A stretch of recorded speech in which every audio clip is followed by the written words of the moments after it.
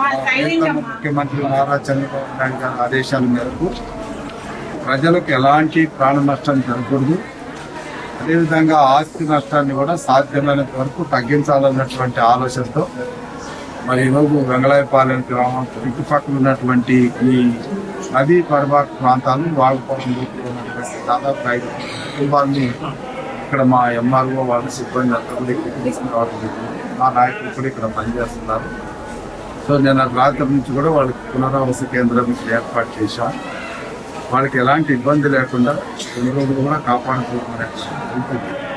అయితే అక్కడ శాశ్వతమైనటువంటి పరిష్కారంగా అక్కడ వాగు పొరంపోటు ఉంటున్నారు కాబట్టి ఏ చిన్నపాటి వర్షం వచ్చినా ఇళ్లలోకి నీళ్లు రావడం, పాములు రావడం అనేటువంటి జరుగుతున్నాయి. సో ఖచ్చితంగా వారికి మంచి ప్లేస్లో ఇళ్ల నిర్మాణం అనేది చేయడం అనేటువంటి జరుగుతుంది. వాళ్ళ దగ్గరికి వెళ్ళి అక్కడ ఉన్నటువంటి పరిస్థితులన్నీ కూడా చూసిన తర్వాత నిర్ణయం చేయడం. ఇప్పుడైతే ఈ పునరావాస కేంద్రంలో వాళ్ళు